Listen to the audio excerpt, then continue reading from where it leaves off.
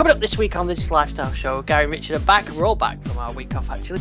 And we've got lots to talk about. We've got new builds of Windows to talk about, mysterious HP apps, smart home, music tech history, and lots more. So let's get straight to Richard and Gary.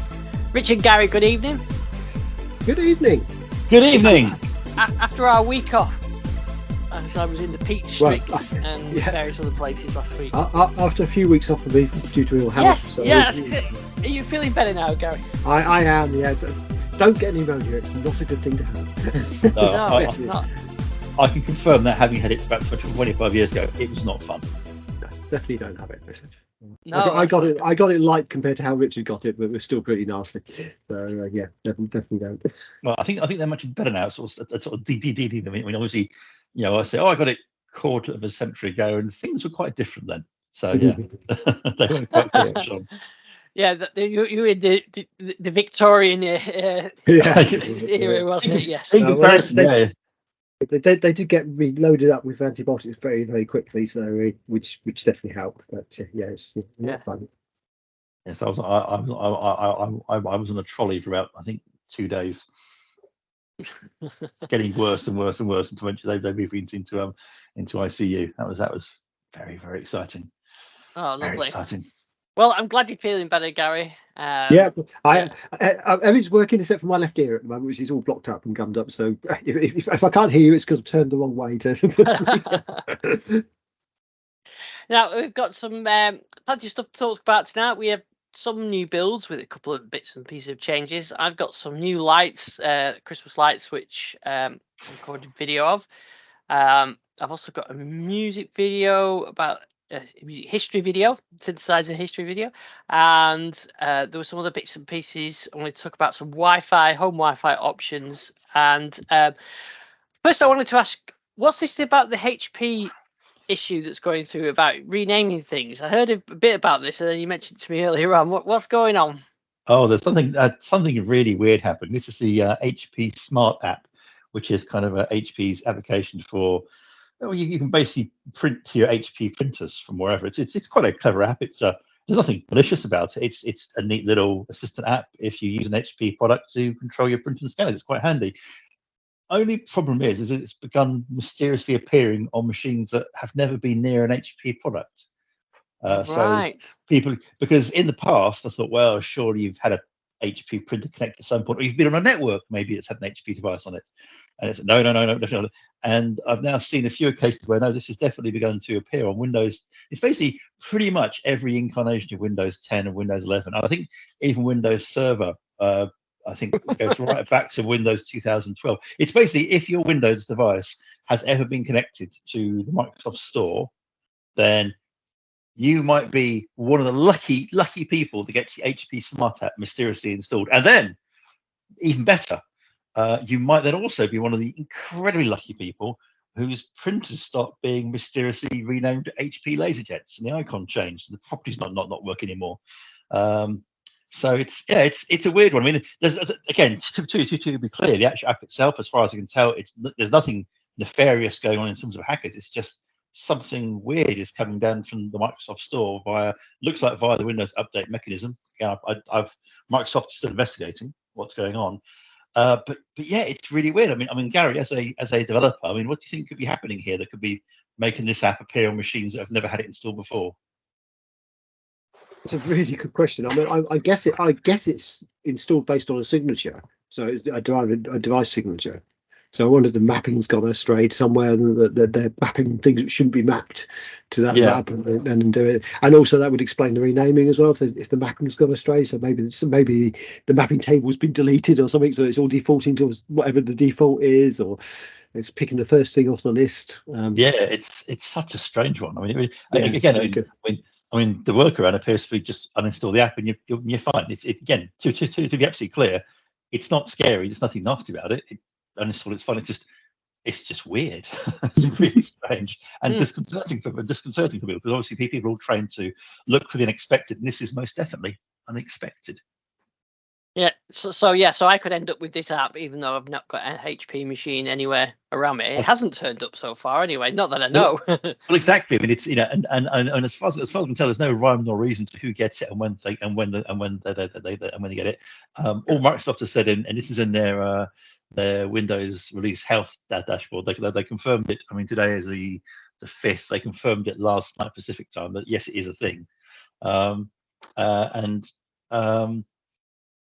mean, it's just such a strange thing that's happening. It doesn't appear to be particularly dangerous. It's not particularly nasty. It's just an odd thing that's happening to some people's machines, and it appears to only be the people. It appears to be only Windows devices that have ever been connected to Microsoft Store. That's number one. And out of those people, which obviously that's a lot of Windows users, it's not every single user. It's just so hence I've got nothing here, but I know of other people who have experienced this situation and have experienced the printers being renamed. I mean, I'm generally baffled by it. I mean, I'm used to bugs and things. This is just weird. Yeah, that's a bit of a weird one, that. Yeah. Oh, we'll have to see what Microsoft do and what they pull out from that. I imagine I imagine by this time next week we'll know for sure what's happening. Yeah. Okay. Well, we'll find out next week. On the subject of Microsoft, we did, since we've been off the air, we had a number of builds, beta, Canary, a couple of beta, Canary and dev. We'll just have a quick look at those now. I've got some of the notes. I haven't done videos on these because I wasn't able to last week. So that's right. It wasn't very interesting. I think the biggest thing was probably some battery stuff. I think that turned up. Yeah. So Copilot is going from the dev channel. So the Copilot icon is being shifted over to the right hand side and actually losing the show desktop feature, which I actually use every now and again. So down in the bottom right hand corner, you've got that show desktop, but it's tiny now. It used to be a bit bigger, didn't it? But it's been there for I think since Windows 7, or was it Windows 8? I can't remember now. It might have been a bit earlier, but anyway, that was replaced with the Copilot icon, which has moved over. So you can see on my machine, it's over next to the search bar, and on the builds, it's now across on the right hand side. So not sure why that would be. How strange! Why they've done that? Yes. And the other thing was nearby share. You can now share with Android. So I've got to test that. Got my list to do. Test that. Yeah. You got to have Bluetooth and Wi-Fi on, and have paired the device, I think. But nearby share would be good. And then there was just some minor changes on the Canary channel, as you rightly said. There was energy saver that extends battery life and reduces energy consumption. So a quick setting on that. So that'd be interesting to see how that works. It extends the life of batteries, they say. So including desktops as well, to reduce power consumption of desktops. I suppose makes sense. I assume it spins things down when we're not in use. That seems reasonable. Although, I mean, there is obviously, I think, is 23H2 getting its first. I saw the preview of the next set of optional sort of updates and things, non-security updates for 23H2 and 22H2 going through, which also included a bunch of Copilot stuff, which is already on. I think it might already be in beta, which is the allowing Copilot to work over multi-monitor displays. Yes, that's right. That's in the beta ones as well. Now that had a thing in there which I hadn't seen before. I don't know if you've seen it. It's the thing about if you're running Windows on a local account, you can only ask Copilot for help 10 times, and after that you have to have a Microsoft account. Did you see that? Yeah. Now for a while, I don't think Copilot worked at all without a Microsoft account, so you couldn't use it at all. So this is kind of, I think, was that on this build from? No, it wasn't on that. I'll try and find which build that was a couple of weeks ago, I think, wasn't it? Yeah. So, you couldn't use Copilot at all if you didn't have a Microsoft account. Now you can, but with that limited set. So, that 10 times thing, it seems a bit arbitrary, doesn't it? Like it's a marketing reason rather than a technical reason. Exactly, it's very strange. And of course, it's not just a Microsoft account; it's any verified account. So they're also saying if you've got an Azure account, soon to be called Entra. So, although again, I don't know why you would have one of those on a machine which is not an enterprise managed machine. So it's really all I don't know. It's almost like they've not thought out Copilot properly. Yes. Heaven forbid that should happen. Yeah, that was on 22621, which you rightly said was for release preview. So you can ask for 10 times. It is a bit strange. And I can't get used to this Entra ID. I don't know why. Azure ID always sounds a lot simpler. I don't know why, but I suppose it'll stick eventually. But I don't know why they've rebranded that. Yeah, I'm sure they'll. Yeah, I'm sure it will be when they need to do some more marketing, I imagine. Because I think Azure is quite a strong brand, isn't it? So I don't understand them losing the Windows because that's had some perhaps that they may not want all the connotations there. But Azure is quite a strong brand for enterprise. Yeah, definitely. So so you're right. That was in the release preview one. So that you have no idea why it's. I've asked myself why it is 10 because it's now hitting that. It's now going to hit not normal users, and there's been no response. It's just such a weird arbitrary number.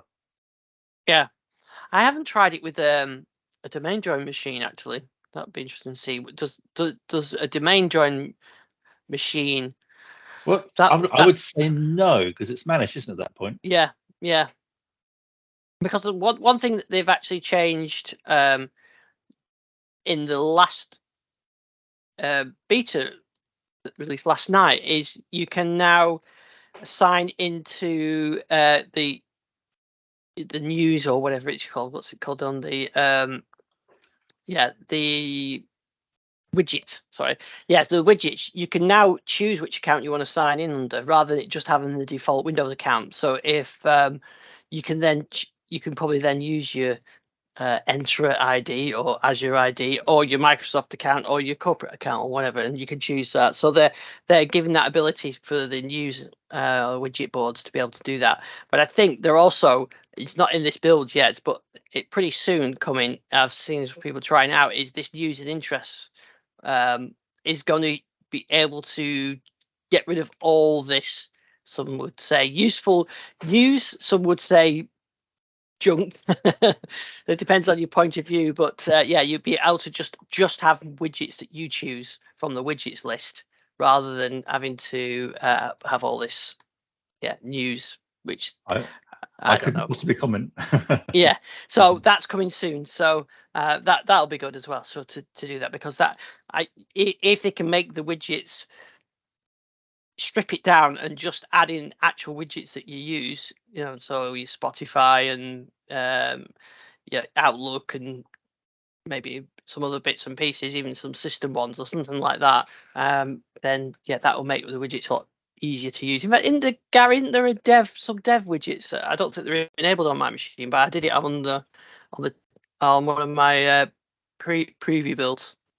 Yeah, there have been some dev widgets floating around. Not sure how publicly available they are, but I think that if you build your machine and you say the dev tools, you get things like CPU performance. I don't think they're on this. They're on one of the other ones I've got, but so you can get some other. I think it's if you install the dev tools, they appear on this list. I think that's live now. It's not a preview build. But anyway, so if you get rid of all that junk or news feeds from it and just get actual useful widgets, maybe we'll see some widgets that are actually more useful. I've still. We've had these since the start of Windows 11, haven't we? And really, there's I've got a Spotify on there, but that's about it. That's all I would pick out from that. So not overly useful, but maybe they could streamline that and get it a bit more useful. Maybe that's a Windows 12 feature,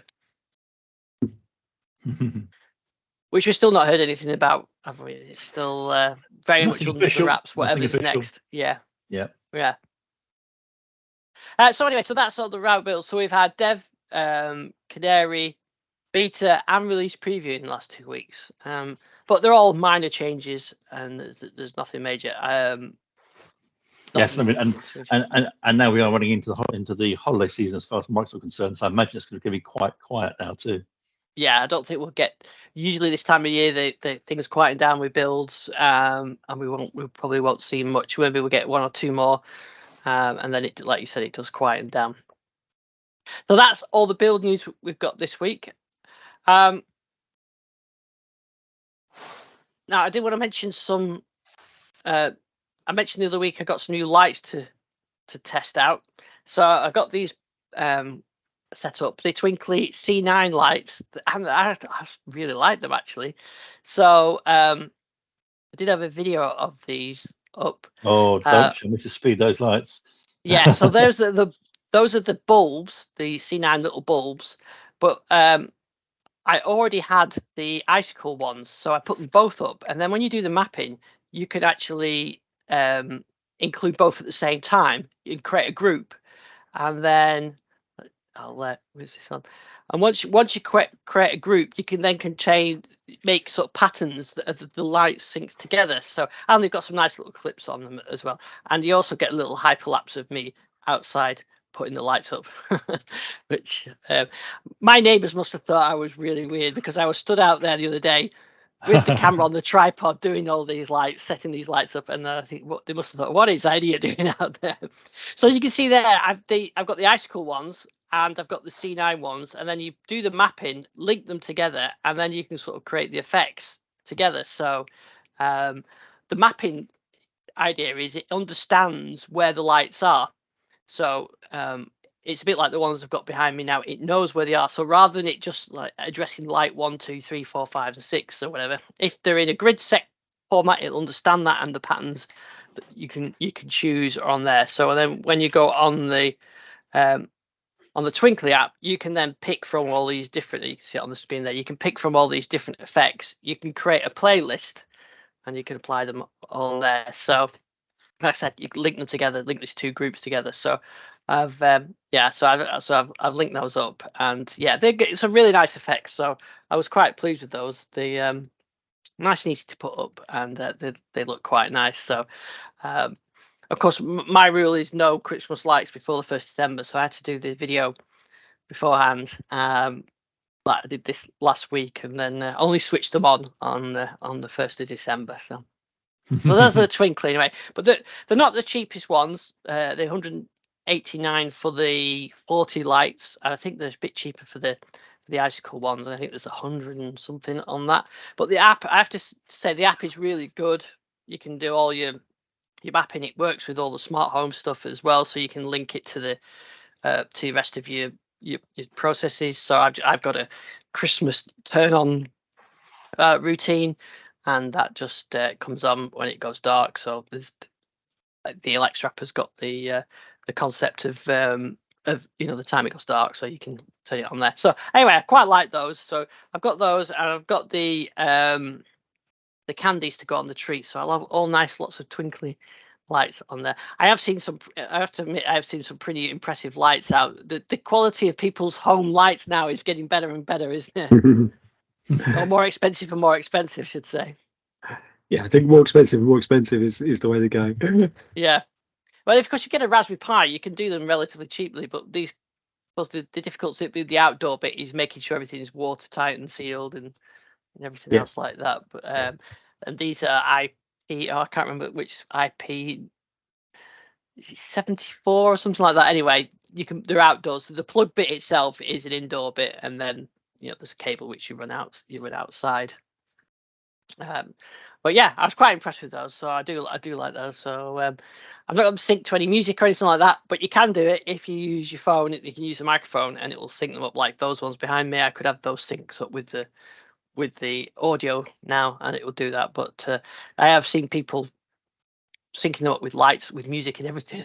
But I've not gone that far. Just those twinkly ones. So it is that time of year when you need to get all your smart plugs out for your Christmas trees and everything else. Richard, is this your time to convince your family that smart plugs are a good idea? Not for that much, no. Yeah. So anyway, I've had quite a bit of fun playing with those. I've still got these other little sensors to test, but I was a bit those link ones. I did get them working for a bit, and then they dropped off my network, so I need to have a look at that. But that was a question I was going to ask you next. Actually, Wi-Fi 6 for home users, do you think it's got to stay? Is that useful now for people to pay the extra money for a Wi-Fi 6 for a home network? Well, to be honest, 6 is now becoming down to the prices that 5 was a year or so ago. So, yeah, I mean, I've got 6E at home, and 6E definitely makes a big difference if you've got a longer crawls to work it on. But I'm not sure it's particularly worth for most home users over 5. I mean, it does give you a bit more bandwidth. It's got the alternative frequency, which can be interference free for doing so it's good for backhaul when you've got mesh networks. So particularly 6E and 6, well, particularly 6E is very good for mesh networks because you've got the different backhaul channel. And that works. I mean, I'm on 6E here out in my garden office, which is a couple of thick walls away from where the actual router is, and it still manages to get a reasonably high speed connection in here on that. So I mean, I'm getting 100 megs plus on 6E. I mean, in the house I easily get 500 meg on 6E. So it's and would get more if we actually had more bandwidth coming in. So it's definitely faster than 5, but not a lot faster than 5. And it really depends on your requirements. I mean, if you're in a house where you can cover with one router, then 5's going to do you as well as 6, basically. I think. I don't think there's an awful lot of gain in it. 7, on the other hand, it's probably not worth it for most households. There's a lot of potential issues with 7 at the moment, which they'll iron out. But the other thing with 7 again, it does rely on you having Wi-Fi 7 equipment to really make use of it. That used to be the case with 6, but of course most phones these days support 6, so that's good. Most laptops will support 6. So it's definitely getting there. And it's backward compatible, of course, to a point. Yeah, because I noticed that I was going to look at maybe trying the Amazon Aero devices, but they've got 5, they've got 6, and they've got 6 Pro. 6 Pro, 6 Plus, 6 Pro E. Yeah, I mean, they've got lots of different varieties. Lots of different varieties, and a lot of it's down to the performance of the actual device. Some of it's down to their hardwired connectivity, whether they're gigabit switches or 100 meg switches. So you just have to look what you're getting for your money. Basically, the 6 Pro have a different backhaul, I believe, to the 6, so they can be a bit faster talking to each other. 6E obviously has the 6 Pro, the Pro 6E has the 6E extended version of the Wi-Fi, which has got the different channel, which definitely has less interference. So yeah, there's not to be on. I mean, I'm on the Aero 6 Pro 6E, and I like them, and they are very good. They're a little bit less configurable than I would like. I had to make some compromises in my network setup to allow for them, but they are getting better. They keep improving them every little while. Updates coming out. I do like the fact now that you can actually use a reasonably modern Amazon Echo as an extender.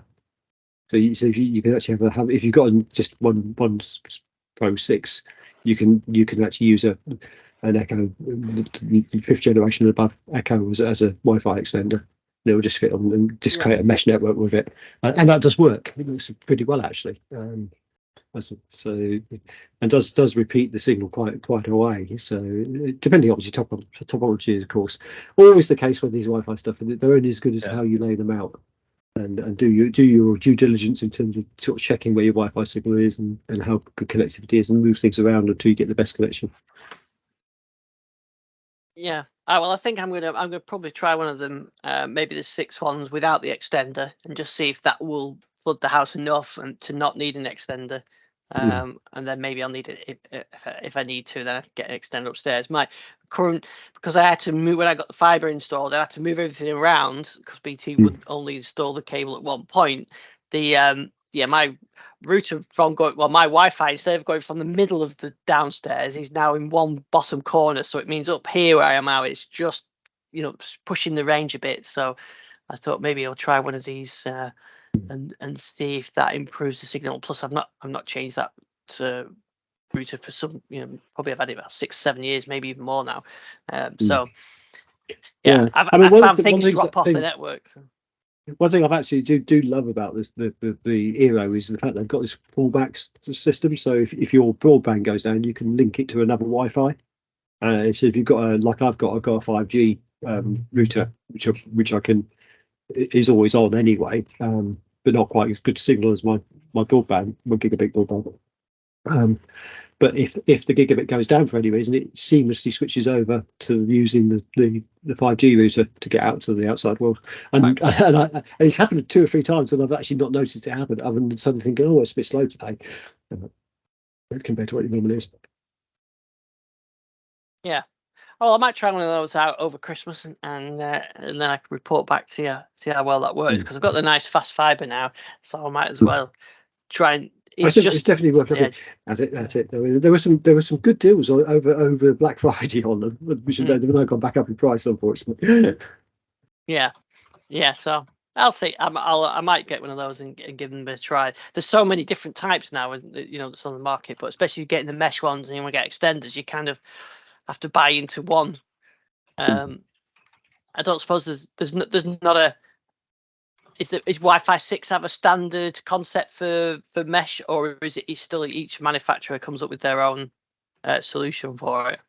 It's I mean, it is each manufacturer. You can't interrupt between them, unfortunately.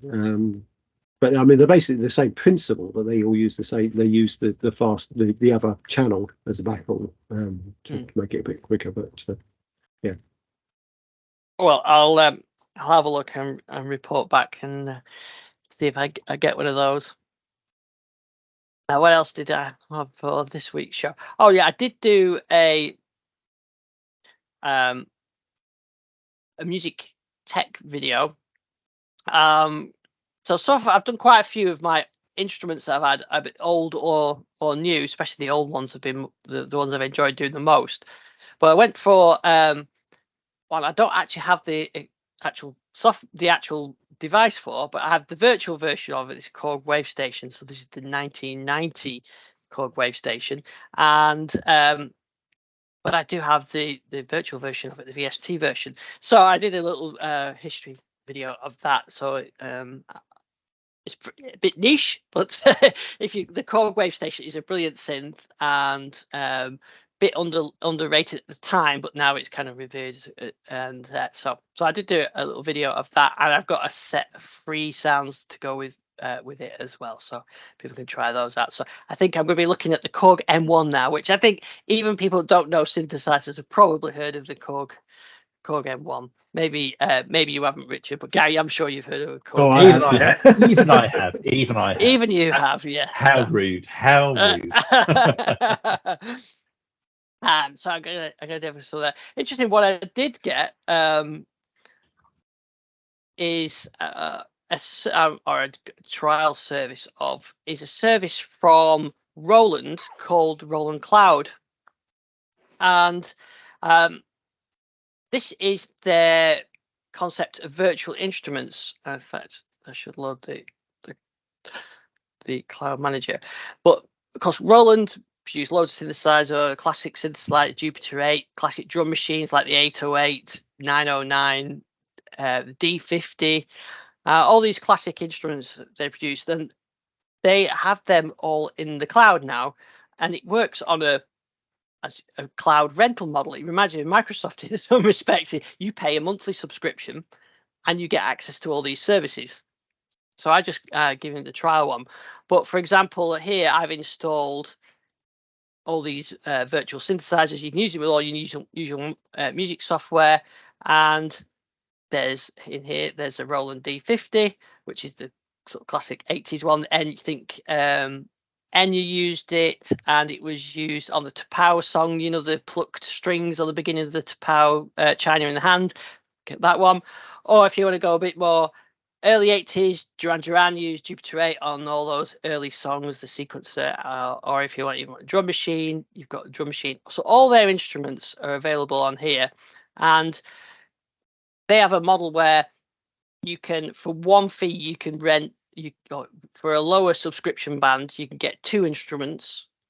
and for an unlimited subscription, it was a bit more. You can have all their instruments. I think it's about 40 different instruments that they've got on there. So, loads of different synths and drum machines and effects and everything else from their history, but all, in this cloud model.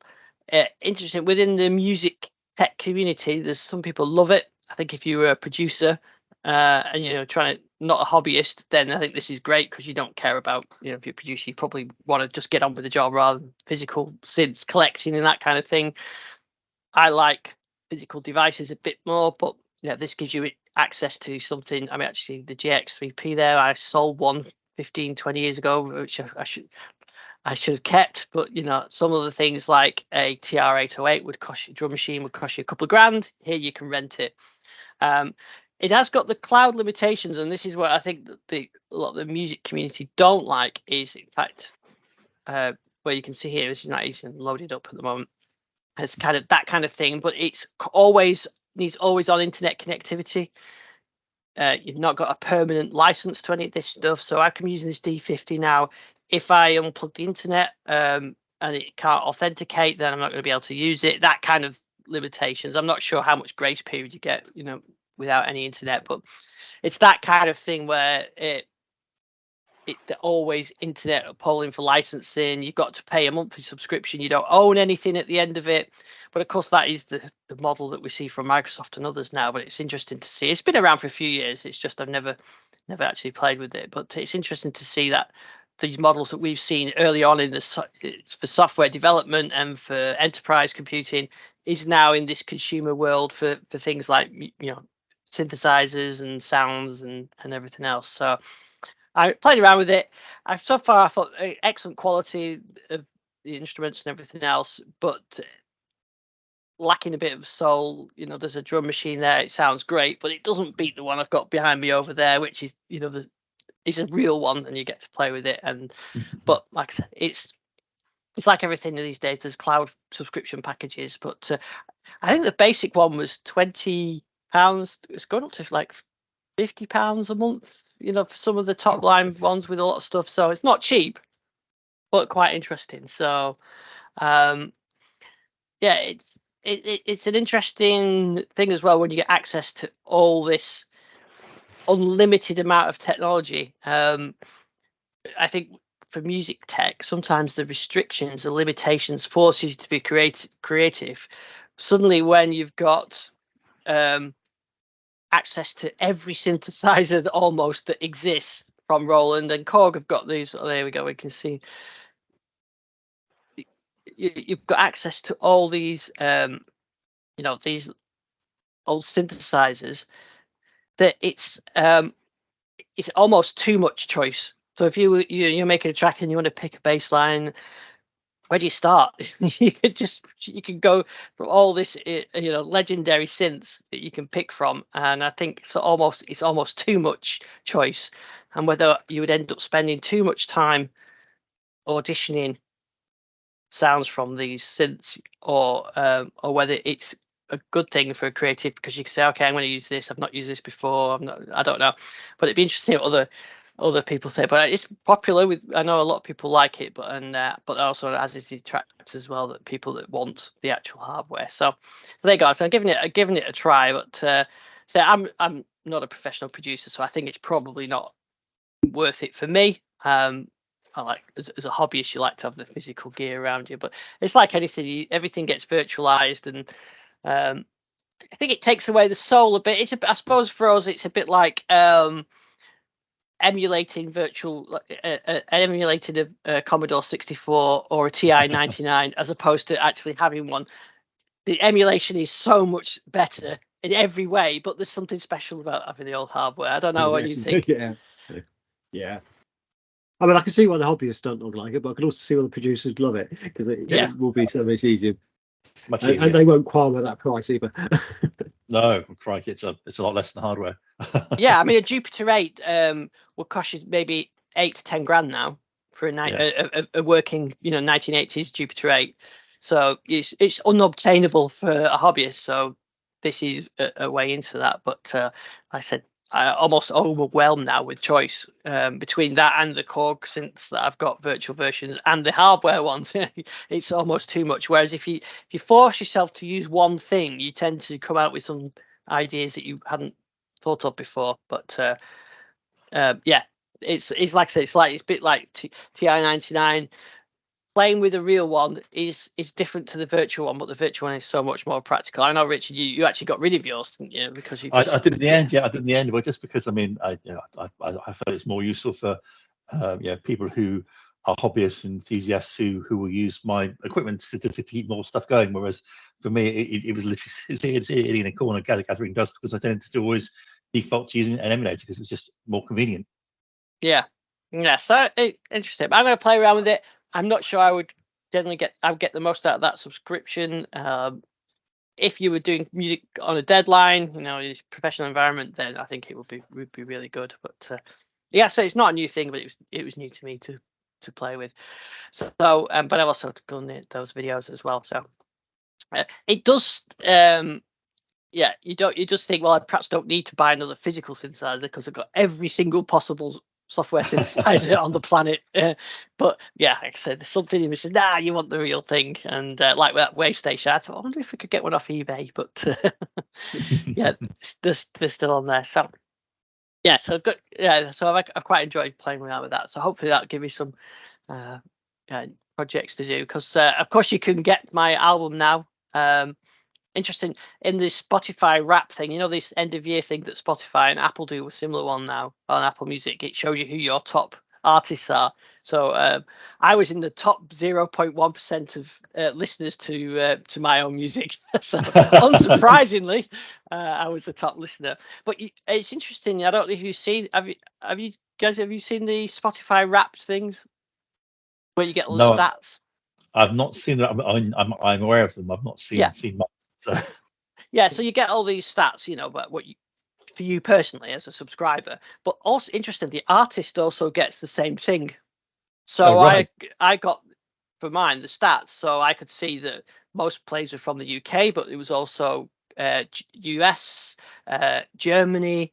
I could see all those countries that were listening to my music. I could see. You need to do a world touring. Yes, definitely. I think Mexico was on the list as well. I think I had like 5 plays from Mexico, so maybe that's where I need to go next. I've already been to Germany. I've done UK tour, done Germany. So, maybe. But it's amazing actually what stats you get from Spotify for that Wrap thing. So you get to find out how many listeners liked your music, how many played it again, how many playlists you were on, what countries it was in, sort of what the fastest growing countries are. So you get quite a lot of interesting stats from it, and that's just as a producer on I think Spotify for artists. Apple give you something very similar as well, but I imagine that they get all sorts of stats from Spotify that's really interesting. Even the little segment I got was quite interesting as well. So I imagine that data is actually quite valuable from these from the streamers. Like anything, isn't it? Your usage patterns and who you like and who you download and what podcasts you listen to and everything. That's probably be useful or valuable data to someone that's being sold somewhere, isn't it? Yeah. No, but yeah. But anyway, it was nice to see the Spotify ones. I quite like getting all the stats of mine now. So yeah, that was quite fun. So, but I've got to see. I think I have 135 listeners or something like that last month, and it gives you all the breakdown of it and everything. I was one. I was 2.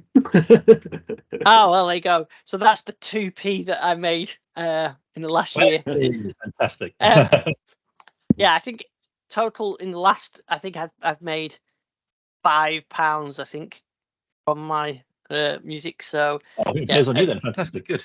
Yeah, a £50 a month music subscription for 12 months work for £5 doesn't quite seem the best. Sounds great to me. Yeah, it does seem though. If I buy a £600 synth, it's only really £595, isn't it? So that's true. That's the way to think of it. I mean, it's almost being given to you for nothing, if I'm honest. Yes. So anyway, that's the justification. I'll clear some space and spend my Spotify earnings. Right. Was there anything else you wanted to discuss on this week's show? Well, I guess we could touch on the whole doomsday thing. Oh yes. So this was people of a certain age in the UK will probably remember the Doomsday Project from the 80s, where loads of kids in schools were encouraged to sort of contribute towards this vast array of data about their local area and what have you. So it was kind of trying to recreate the Doomsday Book of that was back in the 11th century. And there was we took a look at one at the Centre for Computing and History, I think, in Cambridge, didn't we? There was one there. Because it was featured, hate to mention another podcast, but it was featured on Tim Harford's Cautionary Tales, where he went into a factor I think we're all going to experience discussing various retro things, which is how you get access to the data now, because obviously the laser discs or the readers are hard to get hold of now. The BBC masters that used to run them, hard to get hold of now in a working state. The additional equipment you needed, also hard to get hold of now, all of which makes it quite tricky. And it was a very interesting podcast where Tim Harford went through all the various projects, although I don't think he mentioned the Centre for Computing History, which is a shame, but all the various different things. And it just reminded me of when we had a look at it, was it the year before last, I think now? And of course, one of the issues which Tim Harford didn't mention was bit rot of the disk itself, where the disks may simply become unreadable over time. So I think it's it was a very interesting podcast. I mean, obviously, that was only part of the cautionary tale. Also mentioned, I think it was to do with parchment versus laser disc. Of course, it also mentioned the unfortunate incident where a whole load of landing cards were destroyed by the Home Office, which led to all the mayhem we heard about with people suddenly finding themselves no longer able to stay in the UK unless they could prove they'd actually landed in an approved fashion. Yeah, yes. Horrible. Yeah. Awful story. And just really quite shocking, actually. I mean, I must admit, I personally hadn't fully realised all the ins and outs and how shocking it was, and is actually for those who still endure in the mayhem. But again, from a tech point of view, it was a very interesting tale of all the various attempts over the years to try and bring the Doomsday device back to life, and then them also failing or becoming obsolete, like kind of Windows app, which could read it, but then of course that disappears off the web and you can't find it anymore. So that's then gone. Just a very much a cautionary tale, saying just because you put things on the just because you put things on the web or online or what have you, it may not be usable 5, 10, 20 years in the future. Yeah, absolutely. I mean, that was the thing Jason mentioned it when we were at the Centre for Computing History, that you almost it's not a job of digitizing analog records or converting laser discs. It's an ongoing task, isn't it? Because you might have converted your laser disc to zip drive or floppy drive, or then to zip drive, and then to CD-ROM, or and you've got to keep going, haven't you? You can't stop, because almost every format becomes extinct at some point. Like even player apps and things like that become unavailable, and you just end up with data files that nobody quite understands. Yeah, exactly. So I would say it's a very interesting program that I'd recommend catch. I think it's in the November podcast, because it does. Yeah, exactly. It makes you think about all these things. I think all the stuff that as Jason Fitzpatrick said, is so hard to preserve and maintain. And each time you think you captured it, the medium's gone. The medium's gone again. I mean, I can remember many years ago looking at ways of archiving data and either having to archive the actual hardware as well, or even print things out onto paper, because we knew that the paper would still be around. Yeah, that's right. And then you from a business point, you have to keep things for 7 years, don't you, for VAT purposes and things like that. And you maybe have it on a system, that's out of date then, and that you have to keep maintaining the Windows versions and licensing for a system that you haven't touched for 7 years, but up to 7 years, you're still maintaining that, a legacy system. So yeah, it's but even like photos and things like that, it's interesting, isn't it, that we've got, when we had analog photos, in fact, my dad came up the other week and he brought a box of photos up with me. There's pictures of me from the 70s and 80s as a child, and in the early 90s I got into digital. I think it would be in mid 90s I got into digital photography, and I don't have those files anymore, or even if I did the files, could I even play them? Whereas the older ones we've still got. So yeah, there's always that that issue of maintaining those things. I mean, I suppose once you upload things to the cloud providers, talking about cloud, if you don't pay your monthly subscription, that'll go. So yeah, and especially when I've got hundreds and probably thousands now, we all have photos online. When anything happens to us and we and our accounts disappear as we're no longer here, what happens to those archives? Whereas you can't I get shoebox from my dad that passed down to me, which I can then pass on to my kids, but I don't have a digital shoebox that I could pass down to my kids. Really, it's all tied in these accounts, and I suppose there are ways around it. And I think we've talked. I think we talked about some services many years ago, didn't we, for this kind of thing, but there isn't really anything in place, is there, that I know of anyway, that's a surefire. I mean, you think if you upload all your pictures to Facebook and your Facebook accounts get shut down, they're gone, aren't they? There's no recovering of them once it's been deleted. And it's actually, slightly morbidly, but it's actually really important now that you actually cover some of this stuff in your will. Because you've got to allow, and there are services, some of the people like Facebook that will actually allow you to sort of nominate someone who will take over your account in the event of your passing, and so you can still get access to some of this stuff. And I think things like OneDrive and that are really important to do that. It's becoming quite an important part of the legal system as well in terms of this. But then, I mean, even in terms of storing things, I mean, obviously, yes, one has to think very carefully about one's IDs. I mean, I've got an envelope full of passwords and things, which is kind of do not open unless I'm not around anymore. But there is there was a story, I think, last week about Google Drive mysteriously losing files. Some people found files that went back as far as May, suddenly just gone. And it's very important. I mean, yes, I'm not sure how much it was user error versus how much it was actual, serious issues. But it kind of reinforced the thing that you can't guarantee, and you need to really look very, very carefully at your terms and conditions to see how long this stuff's going to be here, especially if you stop paying for it.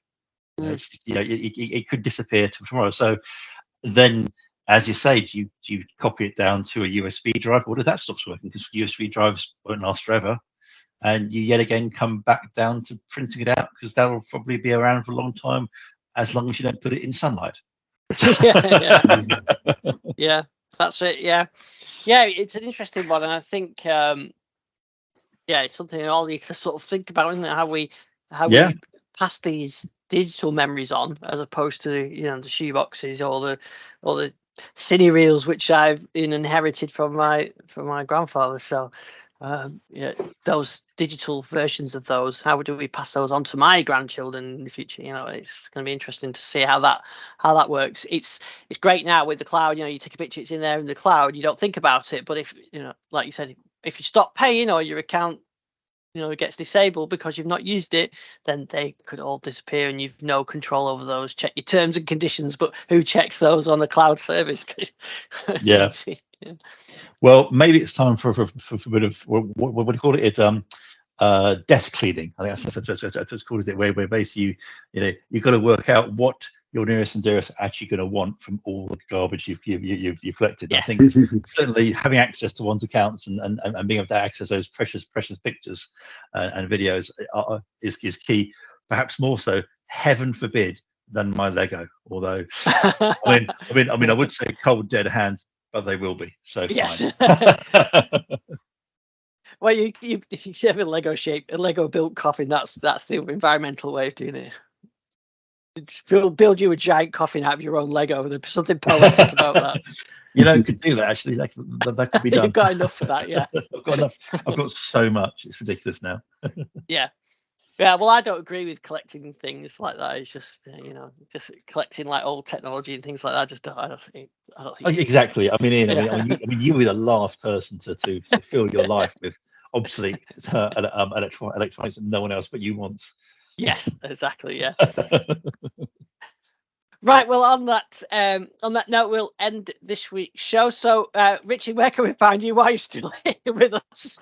Exactly. While I'm still here, you can find. In fact, you know what? After I'm gone, they'll still be there because the one's footprint never really fades. Yes. So yeah, I'm basically pretty much on any social media site, Mastodon or Blue Sky, what have you. Just do a search for Richard Speed. The one place I'm not is X. Yes. And who will be after they after the recent Trump's upsetting advertisers? But anyway, Gary, where can we find you? You can find me everywhere at Gary WMA. I think I'm on virtually all media sites, including X at the moment for the time being. Yeah. Until I get moved off. Yeah, that's it. Until they say you've got to start paying anything. All right, that's me. Right. Well, we'll be back same time, same place next week, and then. You can find me at Iris Dixon on the usual places. So we'll see you next week. Cheerio.